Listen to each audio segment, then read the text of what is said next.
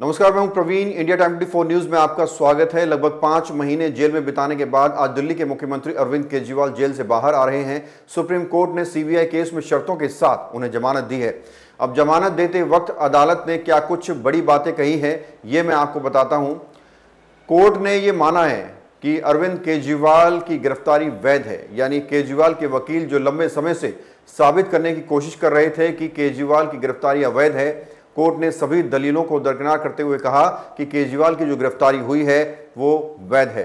इसके साथ ही दूसरी बड़ी बात ये है कि 2 जजों की पीठ ने अरविंद केजरीवाल को जमानत दी है, लेकिन दोनों जजों की राय अलग है। क्या स्टेटमेंट है ये भी आपको बताएंगे। बहरहाल आपको बता दें कि दिल्ली शराब नीति मामले में अरविंद केजरीवाल तिहाड़ जेल में बंद है। जस्टिस सूर्यकांत और जस्टिस उज्जवल भुइयां की बेंच ने इस मामले में अपना फैसला सुनाया है। इससे पहले 5 सितंबर को कोर्ट ने इस मामले में सुनवाई के बाद अपना फैसला सुरक्षित रख लिया था।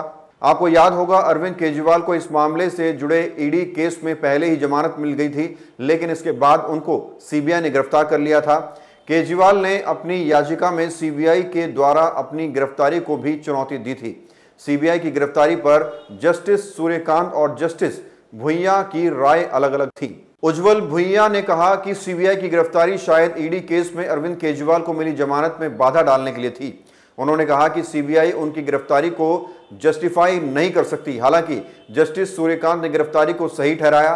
सुप्रीम कोर्ट ने कहा कि लंबे वक्त तक किसी को कैद में रखना उसे स्वतंत्रता के अधिकार से वंचित करने जैसा है।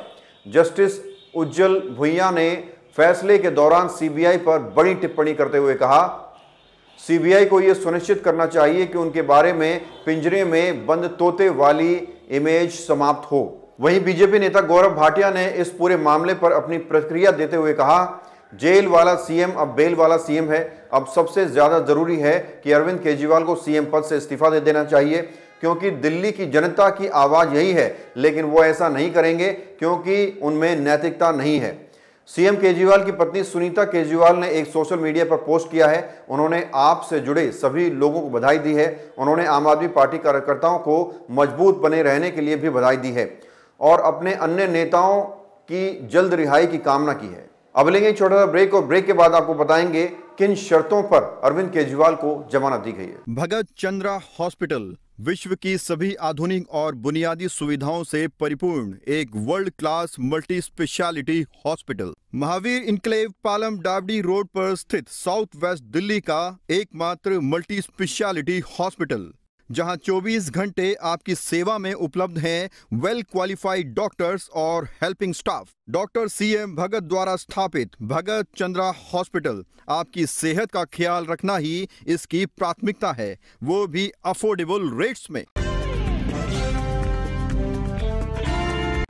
दिल्ली के मुख्यमंत्री अरविंद केजरीवाल को किन शर्तों पर जमानत दी गई है, अब मैं आपको ये बताता हूं। शीर्ष अदालत ने कहा है कि जमानत की शर्तों के अनुसार अरविंद केजरीवाल मुख्यमंत्री कार्यालय में प्रवेश नहीं कर सकेंगे और ना ही किसी फाइल पर हस्ताक्षर कर सकेंगे।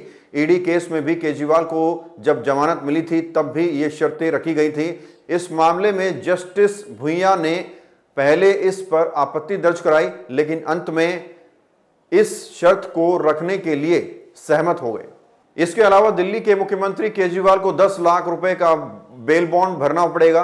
कोर्ट ने यह शर्त भी रखी है कि केजरीवाल पब्लिक में अपने केस की चर्चा नहीं करेंगे। इस केस के बारे में वो किसी तरह का कमेंट नहीं कर पाएंगे। कोर्ट ने केजरीवाल से कहा है कि जमानत अवधि के दौरान वह शराब नीति मामले में टिप्पणियां नहीं कर सकेंगे। उनसे जमानत में सहयोग भी करने को कहा गया है। सुप्रीम कोर्ट ने केजरीवाल से कहा है कि वह बतौर सीएम दफ्तर नहीं जा सकेंगे। इसके साथ ही वह किसी भी फाइल पर साइन नहीं कर पाएंगे। सीबीआई मामले में सुप्रीम कोर्ट से राहत मिलने के बाद केजरीवाल भले ही दफ्तर नहीं जा पाएंगे, लेकिन हरियाणा चुनाव में वे प्रचार जरूर कर पाएंगे। सुप्रीम कोर्ट ने उनकी निजी आजादी पर कोई रोक नहीं लगाई है। ऐसे में हरियाणा के चुनाव प्रचार के दौरान अरविंद केजरीवाल के पहुंचने से अब आम आदमी पार्टी को बड़ा फायदा होगा। आम आदमी पार्टी खुद को मजबूत समझेगी। दिल्ली सरकार के कामकाज की बात करें तो केजरीवाल के बाहर से उसमें कुछ खास बदलाव देखने को नहीं मिलेगा। सुप्रीम कोर्ट ने बतौर सीएम उन पर पाबंदी बरकरार रखी है। दिल्ली में मेयर के चुनाव की फाइल का मामला अटका हुआ है। चुनाव अभी भी अधर में है। केजरीवाल जेल से बाहर आने के बाद भी इस फाइल पर साइन नहीं कर पाएंगे। केजरीवाल सरकार में एक मंत्री के इस्तीफे के बाद उनकी जगह खाली पड़ी है। सुप्रीम कोर्ट ने चूंकि केजरीवाल के फाइल साइन करने पर रोक लगाई हुई है, इसलिए वह अपने मंत्री को भी नियुक्त नहीं कर पाएंगे। तो ये तमाम बड़ी शर्तें हैं जिनके साथ अरविंद केजरीवाल को जमानत दी गई है। तो आप जरा सोचिए, एक तरफ आम आदमी पार्टी के नेता ये कह रहे हैं कि अरविंद केजरीवाल जेल से बाहर आ गए और दोबारा से धुआंधार सरकार चलाएंगे, लेकिन दूसरी तरफ केजरीवाल की रिहाई के बाद सुप्रीम कोर्ट ने ऐसी पाबंदियां लगाई हैं जिन्हें देखकर लग रहा है कि जब फाइल पर साइन ही नहीं कर पाएंगे, मंत्रियों की नियुक्ति नहीं कर पाएंगे, कोई कमेंट नहीं कर पाएंगे, जनसभा में बहुत ही सोच समझ कर बोलना होगा, तो सोचिए इतनी पाबंदियों के बाद केजरीवाल सरकार कैसे चला पाएंगे, ये एक बड़ा सवाल है। बहरहाल इस खबर में इतना ही। देश और दुनिया की बाकी खबरों के लिए आप बने रहिए हमारे साथ और देखते रहिए इंडिया टाइम 24 न्यूज। खबरों से खबरदार रहने के लिए चैनल को सब्सक्राइब करें और प्रेस करें बेल आइकन।